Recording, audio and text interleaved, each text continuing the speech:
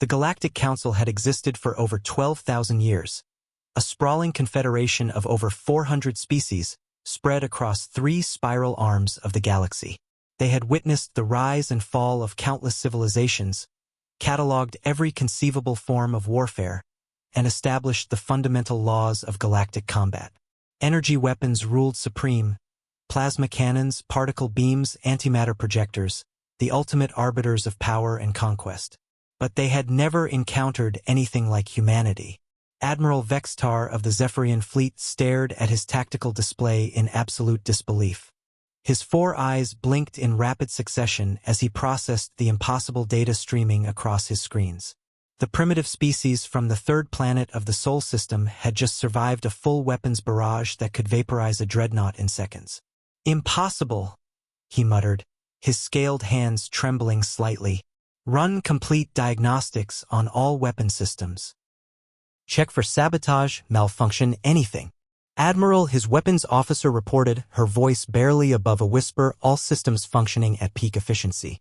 We registered 17 direct plasma hits on their vessels. 0 casualties detected. 0 damage recorded." The human ships continued their steady approach, crude metal constructs that appeared to be held together with primitive welding and sheer determination. Their basic radio transmissions crackled across the void with an eerie calmness that sent chills down the Admiral's spine. "This is Captain Sarah Chun of the U.S. Defiant. We come in peace, but we are prepared to defend ourselves if necessary. Please respond to our hails." Admiral Vextar had conquered 47 worlds across 6 star systems. He had faced warrior species, hive minds, and energy beings. But he had never heard such quiet confidence in the face of overwhelming firepower. More disturbing still, he had never encountered a species that could simply ignore the most advanced weapons technology in the known galaxy. "Sir," his science officer called out, his mandibles clicking nervously, "preliminary biological scans suggest these humans possessed some form of natural immunity to all energy-based weaponry. It's completely unprecedented in our databases." The Admiral's tail lashed violently against his command chair. Everything he understood about warfare, about power, about the natural order of galactic civilization was crumbling before his eyes. These humans weren't just surviving, they were approaching as if his fleet's devastating weapons were nothing more than a light show. Dr. Elena Vasquez had dedicated 23 years to studying human cellular biology, but nothing in her extensive research had prepared her for this extraordinary moment.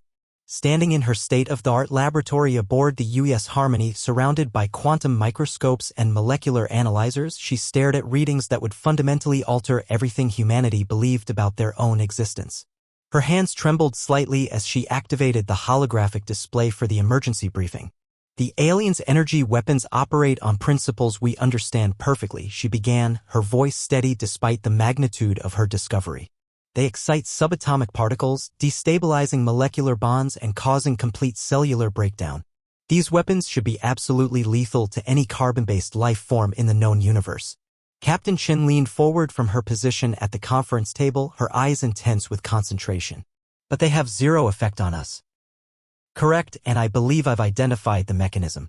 Dr. Vasquez manipulated the holographic display, revealing an intricate 3-dimensional model of human cellular structure. "We've always known that human mitochondria are remarkably efficient cellular powerhouses, but we never understood their full potential. They don't just produce energy through respiration, they can actively absorb, process, and redirect external energy sources." Commander Jackson, the grizzled head of Earth's Defense Initiative, shook his head in bewilderment. "Doctor, are you telling us that humans are essentially living energy storage devices?" "Far more sophisticated than that, Commander. We're living energy conversion systems. Every human cell functions as both a shield and a battery. When alien energy weapons strike us, our mitochondria don't just absorb the destructive energy, they convert it into bioavailable power that enhances our physical and mental capabilities. The more intense the attack, the more energy we can harness and store." The evolutionary implications were staggering. Earth's unique environmental conditions, its powerful magnetosphere, intense solar radiation, and frequent electromagnetic storms had shaped humanity over millions of years. Where other species would have been destroyed by such energy bombardment, humans had adapted to not merely survive it, but to metabolically thrive on it. Across the galaxy, emergency sessions erupted in every major government. The Galactic Council's most fundamental military doctrine had just been obliterated by a species still primitive enough to rely on chemical propulsion and nuclear fission. The draconian hegemony had maintained its iron grip on 17 star systems for over 3 millennia through a simple philosophy: overwhelming technological superiority. Their battle fleets were engineering marvels, bristling with energy weapons capable of reducing entire planets to cosmic dust. They had conquered 63 distinct species, each falling before their advanced plasma artillery and antimatter lance arrays. No civilization had ever survived first contact with hegemony forces. Overlord Thaindus couldn't accept that humanity would shatter that perfect record.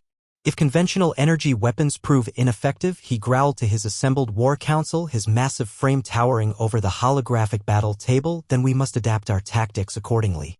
Primitive solutions for primitive species. General Crixmore, his cybernetic implants gleaming in the chamber's harsh lighting, activated the tactical display with a gesture of his mechanical arm. Kinetic weapons systems, my lord.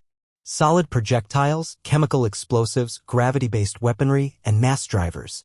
Crude by our standards but potentially devastating against carbon-based organisms. Deploy the 10th Fleet immediately, Thaindus commanded, his voice carrying the authority of absolute power. Target their outer colonies first. We'll test these primitive alternatives on their frontier settlements. The assault on Mars colony came without warning or provocation. Hegemony destroyers materialized from hyperspace like metallic predators, their hulls bristling with an unusual array of kinetic weapons instead of their signature plasma arrays. The colony's 30,000 inhabitants scrambled toward emergency shelters, their hearts pounding with primal terror. But the universe had one more impossible revelation in store. As the first kinetic rounds impacted the colony's defensive barriers, something extraordinary occurred. The human defenders didn't merely survive the bombardment, they began to emit a soft, ethereal blue radiance. Every colonist's body automatically converted the kinetic energy into stored bioelectric power, their cellular structures adapting in real time. This is impossible. General Crixmore snarled, his mechanical fist crushing the armrest of his command chair as tactical reports flooded his screens. Kinetic rounds, explosive warheads, even gravitational weapons, they're all being absorbed exactly like our energy weapons. Humanity's evolutionary adaptation transcended every known law of physics. Their bodies could absorb kinetic force, thermal energy, electromagnetic radiation, and even exotic matter interactions. On Mars, the colonists emerged from their shelters glowing like human stars, feeling more powerful and alert than ever before in their existence. 6 months after first contact, humanity had undergone a transformation so profound that they barely resembled the species that had first reached tentatively toward the stars. Every alien attack, every desperate weapons test, every futile attempt by various galactic factions to discover their weakness had only accelerated their evolution into something unprecedented. Captain Chun stood on the bridge of the UES Defiant, though the distinction between ship and crew had become increasingly blurred. The vessel itself now pulsed with absorbed energy, its hull glowing with a soft bioluminescence that seemed almost alive. Her crew moved with inhuman grace and precision, their bodies crackling with barely contained power that made the air itself shimmer around them. "Captain," reported Lieutenant Hayes, his eyes now permanently glowing with absorbed stellar radiation. "We're receiving simultaneous surrender signals from the Hegemony 4th, 7th, and 9th Fleets. They're requesting immediate cessation of hostilities." Through the main view screen, the once mighty alien armadas hung powerless in the void, ships designed to conquer entire worlds now reduced to helpless observers. Every weapon they had fired, every tactical assault they had attempted, had only fed more energy into the human fleet. Each aggressive action had made their enemies exponentially stronger. But the most dramatic transformation was occurring on Earth itself. Dr. Vasquez had established monitoring stations across every continent, documenting changes in human physiology that defied conventional understanding of evolution. "We're witnessing real-time genetic adaptation," she reported to the Global Defense Council, her own form flickering between solid matter and pure energy. Each energy absorption event triggers immediate DNA modifications. "We're transcending our original biological limitations at an unprecedented rate." The children born after first contact represented humanity's most extraordinary evolution. They could metabolize energy directly from ambient photons, converting simple sunlight into enhanced physical and cognitive capabilities. 10-year-old Marcus Thompson could process information at computer-like speeds, while 8-year-old Lisa Park could phase partially through solid matter by converting her molecular structure into energy patterns. Mama, 5-year-old Tommy Chin said to his mother, casually lifting a 2-ton steel beam with one small hand while his other absorbed electromagnetic radiation from nearby electronics, "Why do the star people look so scared when they see us?" Captain Chin knelt beside her son, watching him manipulate fundamental forces as easily as playing with toys. "They're not afraid of us, sweetheart. They're afraid of what they've helped us become." Deep within the Promethean Archive, the galaxy's oldest and most comprehensive repository of knowledge, scholar Zenkai made a discovery that sent crystalline fractures of terror through her light-based form. The quantum-etched records, preserved in virtually indestructible memory crystals for over 11 million years, spoke of the predecessors, the first species to achieve galactic dominance through complete immunity to conventional weaponry.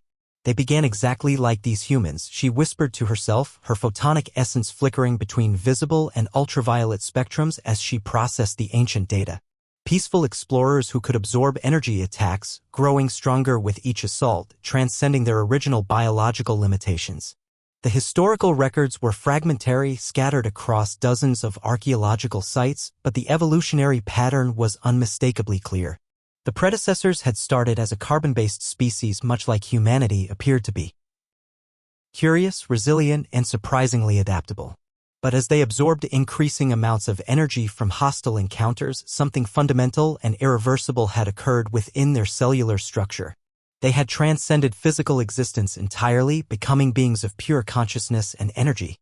The final entry Zenkai transmitted to the Emergency Galactic Council session, her voice carrying across multiple electromagnetic frequencies, suggests they didn't disappear through conquest, catastrophe, or even natural extinction. They simply ascended beyond material reality.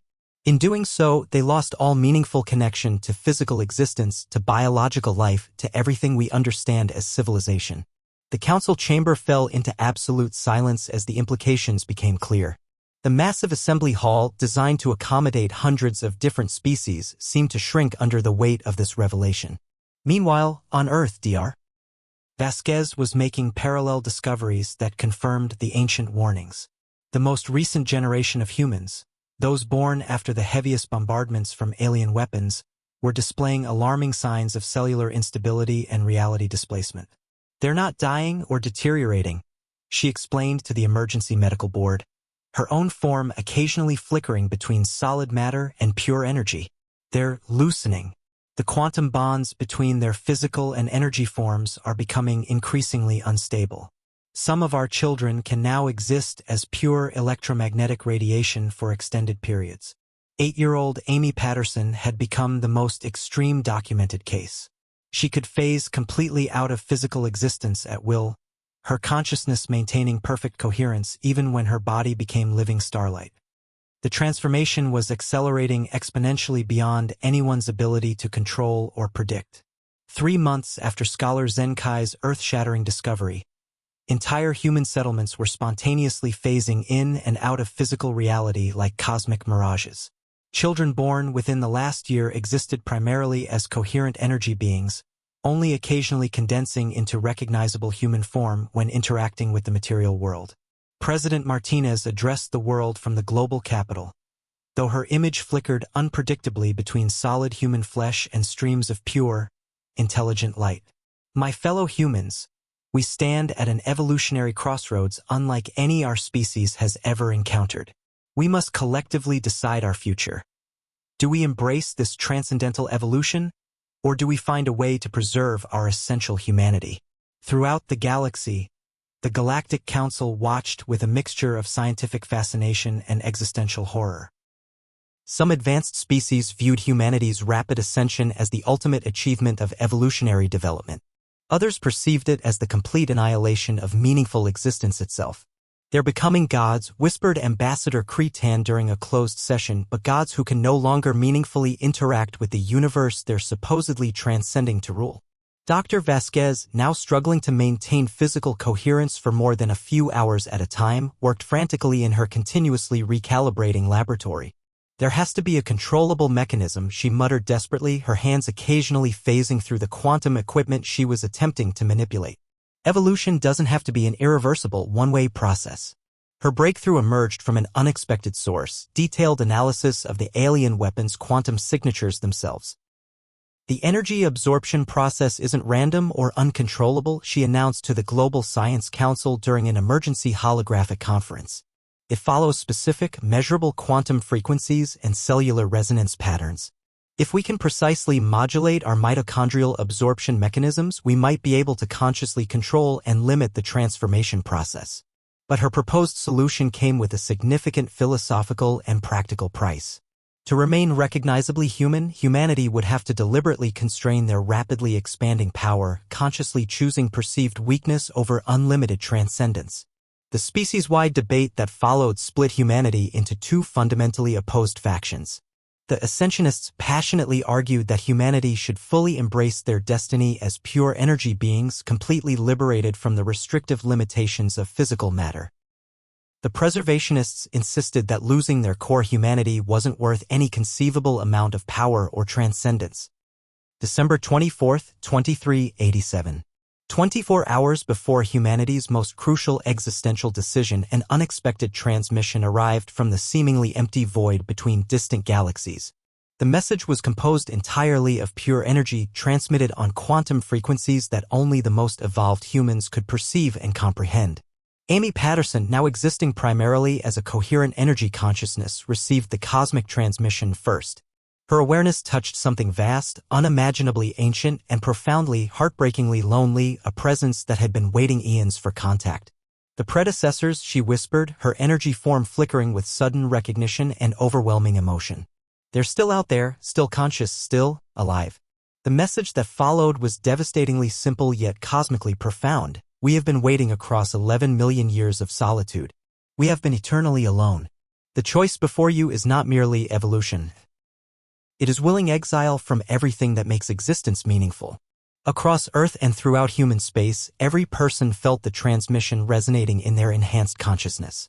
The predecessors, 11 million years deep into their energy existence, had transcended physical reality so completely that they could no longer interact with the material universe in any conceivable way. They existed as pure, isolated consciousness in the infinite void between galaxies, omniscient observers who could touch absolutely nothing. We can witness the birth of every star, observe the death of every world, see the rise and fall of every civilization across the cosmos, the predecessors continued, their ancient voice carrying the weight of eternal regret. But we cannot laugh with companions, cannot comfort the grieving, cannot feel the simple warmth of sunlight on skin we no longer possess. We are simultaneously everything and nothing, infinitely powerful yet completely powerless. This revelation fundamentally changed humanity's perspective on their evolutionary path. Dr. Vasquez, her form stabilizing as she focused intensely on the cosmic implications, achieved the breakthrough everyone desperately needed. We don't have to choose between unlimited power and essential humanity, she announced with growing excitement. We can consciously choose both with deliberate, self-imposed limitations. Her solution was elegantly simple, controlled, conscious evolution. Humanity could retain their remarkable energy absorption abilities while establishing sustainable limits that would keep them permanently connected to physical reality. We become the galaxy's willing guardians, Captain Chen explained to the assembled Galactic Council representatives. Powerful enough to defend ourselves and protect others, but forever human enough to genuinely care about what we're defending. The species-wide vote was unanimous, an unprecedented display of collective wisdom.